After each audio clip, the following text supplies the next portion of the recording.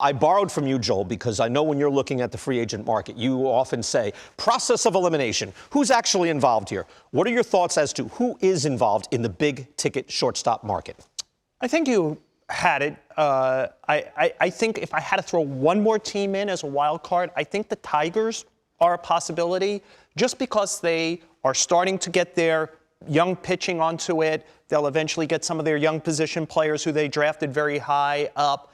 Who will their tentpole be as the Miguel Cabrera contract, which they have to runs out? A.J. Hinch had Carlos Correa in Houston. He's the manager there now. So I could imagine they'd be part of it. I'd like to throw in one thing, and it's just something I'm thinking about. I don't know what it means. As we get to more positionless baseball, where guys are moving around, like you had Isaiah Kiner-Falefa up there. He was a catcher who became a Gold Glove third baseman, who looks like he might be a Gold Glove shortstop. Texas has been involved, like in the whisper thing. Hey, they're going to be a big team on Trevor Story, right? He's just from outside Dallas. Well, Kiner-Falefa could go back to third base. Story could go to shortstop, flip-flop. So I only say that because I think over the next few years, the game is going to change. Are we going to eliminate shifts where we really need good defensive players back in the field again? And the idea of having two shortstops, you know, on your team is something like those guys become more valuable, that list of guys, as you think about what they're trying to manufacture as a game. Don't you still need a shortstop? I mean, I know it's funny. I was watching last night the game, and Manny Machado was basically playing short right field. Right. Like they just moved him all the way, and I realized Machado's all the way over there. So yeah, but in this day and age, still, you got one guy manning the left side. You still need a shortstop, don't you? Yeah, but oftentimes when there's one guy manning the left side, he's not even your best defender because you think the ball's going to get hit over there. So you're moving. Like, watch where Javier Baez goes with the Cubs. He always goes where you think the ball's going to be hit because he's their best fielder. That's not oftentimes the only guy on the left side of the infield. Right. But I wonder if that's going to be eliminated over the next few years, where you better go back. Like, I think teams have thought, like, hey, we can play a hitter here, we can play a hitter here, we can play a hitter there. But if we get to the game that they're trying to create, which might include no shifts or limited shifts, and the ball in play more, you better go back to having athletes, and therefore, I'm okay having two shortstops because two shortstops are generally athletes. It's a very rare class. Dave. Yes, you it got is. 5 big guys. By the way, and Marcus Semien, I would not have guessed that over the last 3 years, Marcus Semien's #1 in OPS plus, #1 in WAR.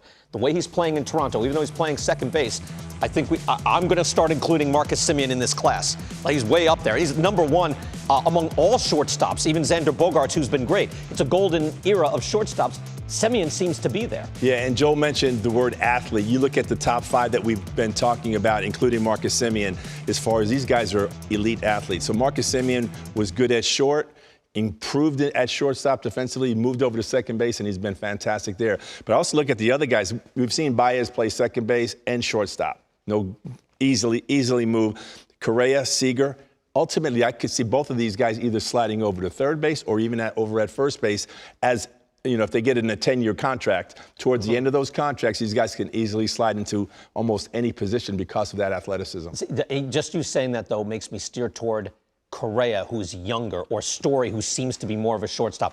I don't want a first baseman. The reason you get in the shortstop market is I want a shortstop who runs and I'm thinking mostly there because for of a their long size. time. Both Correa and Corey Seager are big guys, big human beings. The other guys, Baez, I think will probably play shortstop longer than most of them. Him and Trevor Story, I see them staying at that shortstop position. Can I throw in something why I like Semien in that group?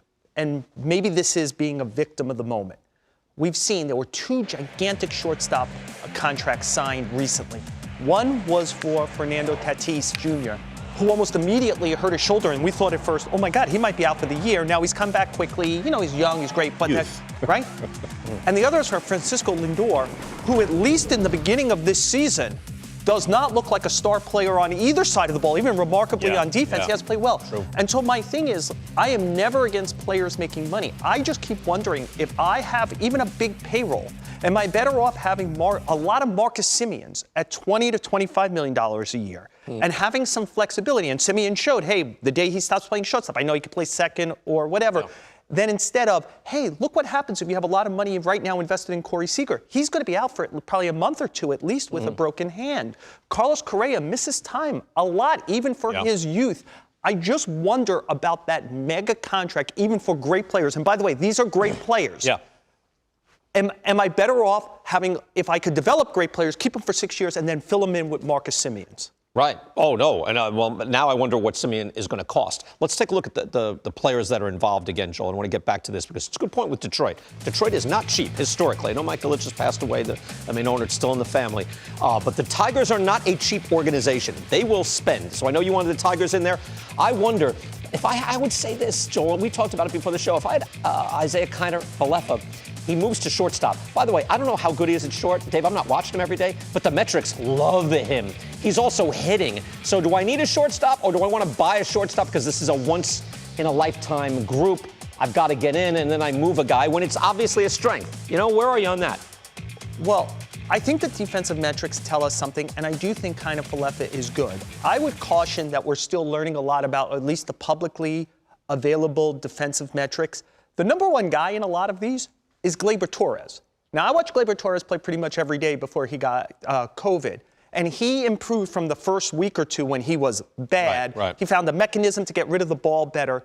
But he is not the best defensive shortstop or near it, which the defensive metrics are showing. So I'm still thinking the stuff that's available publicly, now I'm not saying that teams don't have some proprietary stuff that does it better, gives me some pause when you say that. Torres was like -9 last year in Correct, DRS. but go look now in defensive run save. He's about league average. And No. He was league average in the baseball savant thing, which is outs above average. Yeah. But in defensive run saved, I think he was like +1. I think he's +1, which is just above league average. That's so you know what I'm saying in Fangraphs on their defensive number. Okay, yeah, I don't even know. Yeah, That's like but it's a publicly available number, right. and you look at it and you say, oh, what does this mean? Right. I watch this guy every day. He's not the best. It points out there are conflicting metrics. Always been at shortstop, and UZR is what's used on Fangraphs. There's a bunch of things to look at, but you're right. Gleyber Torres says it's league average.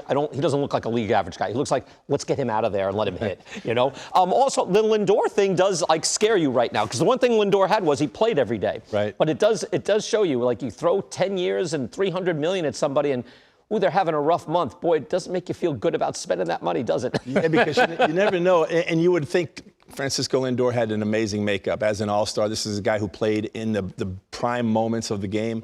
But there's no question in my mind that mentally that he is pressing when he goes out there to play. Yeah. He's trying to prove that he is worth $341 million. But BK, I had a thought about when I was looking at some of those teams like the Yankees.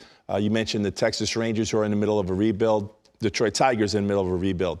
Do you, at this point, because you're kind of in the beginning stages, are you betting for the next 10 years now while you're not even close to being a contender?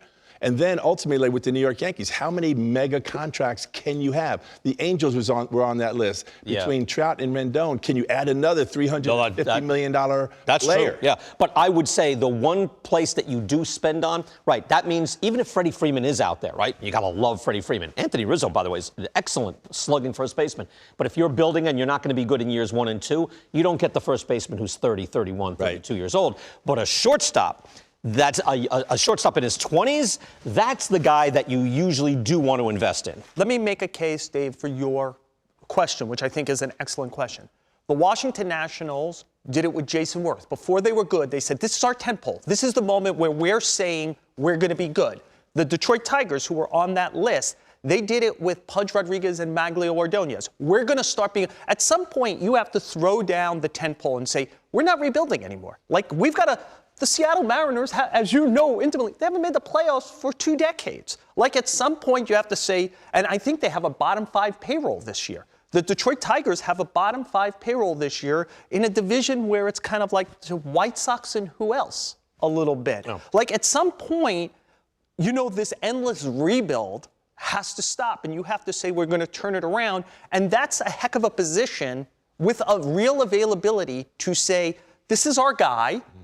This is the position, and we're going to do it. Yeah. And buy the star and then build the future around him. Right. Especially at short. If you get a 28-year-old shortstop and say that's my guy for even 7 years and not 10, occupying 150 games, your headaches are few. And they're everywhere else, but not there. Just to add this, because it's a team you know because you broadcast. It's like The Mariners have a real chance in the next few years to have incredible production at low cost from Kelnick, Rodriguez, Logan Gilbert. I always do it backwards. You know, like players like that.